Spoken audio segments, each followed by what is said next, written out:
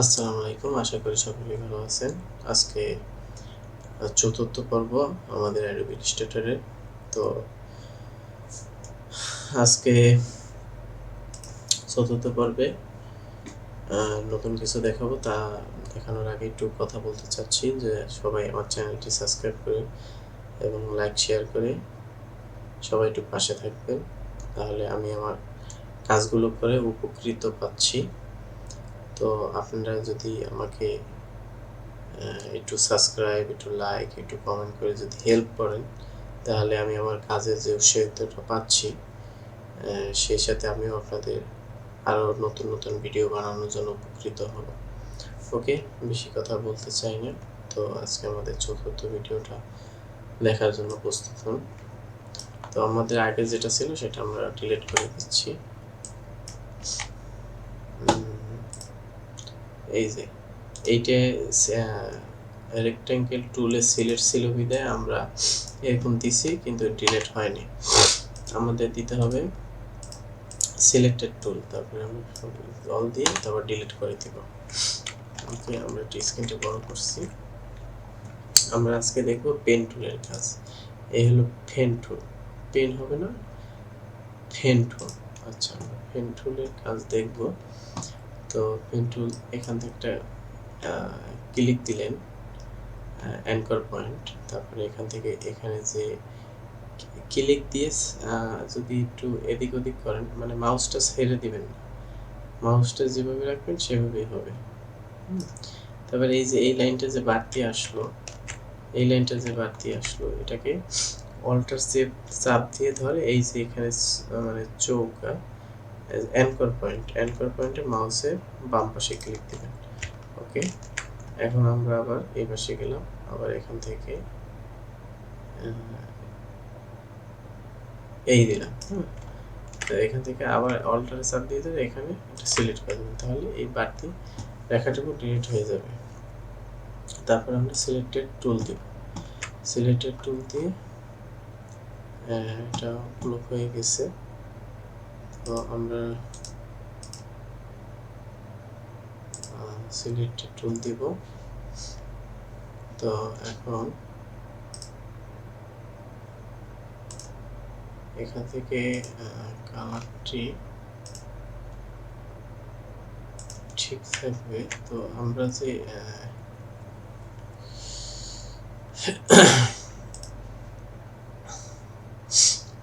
এটা যে করিলাম, এখন আমরা ইফেক্টে যাব। এই যে ইফেক্টে যে থ্রিটিতে যে রিভার্সে ক্লিক দিব। প্রিভিউ এখানে যদি অফ করে দিই,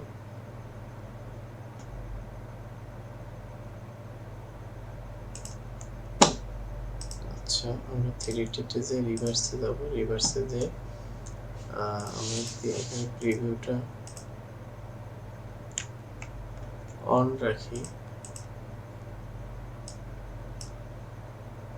তো এটা দেখেন, এটা থ্রিডি মোড চলে এসেছে। হ্যাঁ, এখন এটা সাইজটা আমরা একটু ছোট করে দিচ্ছি।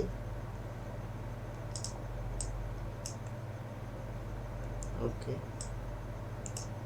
এটা সাইজটা আমরা ছোট করে, দেখেন এটা একটা থ্রিডি অ্যানিমেশনের মতো হয়েছে।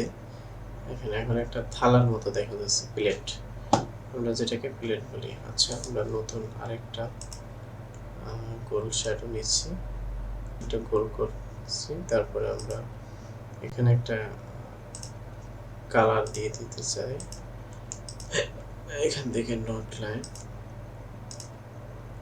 আমরা এই কালারটা দিলাম, চারপাশে স্টোকটাকে নান করে দিলাম।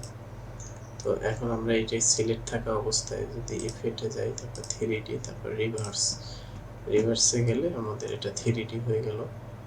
তো এখান থেকে যদি একটু বাড়া কমা লাগে সেটা করা যাবে।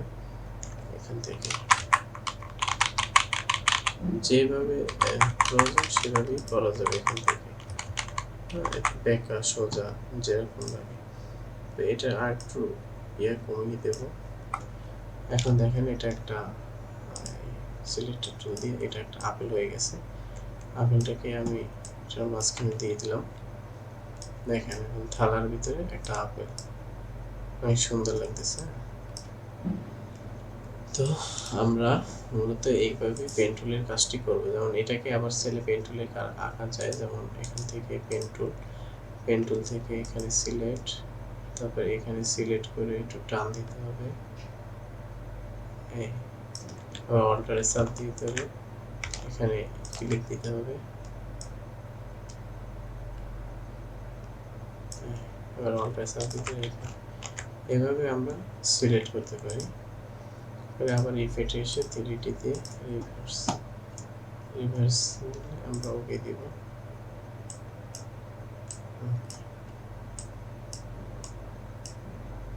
ওকে, এভাবে আমরা করতে পারি।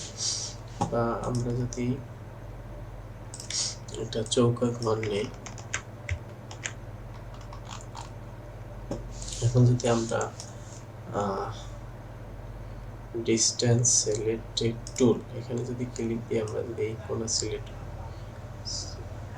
চার কোণা আমাদের গোল রাউন্ড হয়ে গেল, আমরা চার কোণা চাচ্ছি না, শুধু এই এক কোণা চাচ্ছি, আমরা এক কোণা করতে পারবো। অথবা আমরা যদি এই কোণা ধরে কোণা লাগাই, আমাদের কোণা লাগবে। আমরা এইটা সিলেক্ট করা অবস্থায় আমি জিনিসটা আবার একটু ভালোভাবে বুঝিয়ে দিচ্ছি। এটাকে আমি আবার একটু ডিলিট করলাম। তো আমরা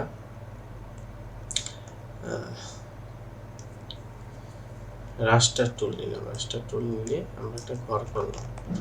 এখন ঘরের চারপাশ সিলেক্ট করা আছে। এখন যদি আমরা এটাতে টান দিই, চারপাশে একসাথে হবে। আমরা শুধু চাচ্ছি যে কোনো এক পাশ সিলেক্ট করতে। এই যে ডিরেক্টর সিলেক্টেড টুল, এখানে ক্লিক দিয়ে আমরা যদি এই পাশ সিলেক্ট করি, তাহলে আমাদের এই পাশ ব্যাকা হবে। আর দুই পাশ কিন্তু হলো না, কারণ আমি যে পাশ সিলেক্ট করছি, একটু করলে একটু। অথবা আমি যদি এই ভিতরে এটা যদি ধরি তাহলে গোল হবে, ভিতরে এটা যদি না ধরি, যদি উপরটা ধরি, তাহলে উপর থেকে আমরা যেরকমভাবে আমাদের এটা পজিশন করার দরকার, আমরা সেভাবে এটাকে পজিশন করতে পারবো। এটা বেশিরভাগ ইউআই ইউএক্স ডিজাইনের ক্ষেত্রে প্রয়োজন হয়। বিভিন্ন কভার ফটো, ওয়ালপেপার, ক্যালেন্ডার বা অন্যান্য আদার্স জায়গায় এটা পছন্দ হয়। তো এখানে এই পেন টুল দিয়ে আমাদের এই অ্যাডোবি ইলাস্ট্রেটরে মোটামুটি বহুত কাজ করা যায়। যেমন আমরা এই পেন টুলের কাজটা যদি আমরা ভালোভাবে শিখতে পারি, তাহলে এটা দিয়ে অনেক সাইডের কাজগুলো আমরা একসাথে করে ফেলতে পারবো। পেন টুল দিয়ে আমাদের অ্যাডোবি ইলাস্ট্রেটরে আমরা পেন টুল দিয়ে মানুষ আঁকতে পারবো, ফুল আঁকতে পারবো, যে কোনো দৃশ্য আঁকতে পারবো আমরা।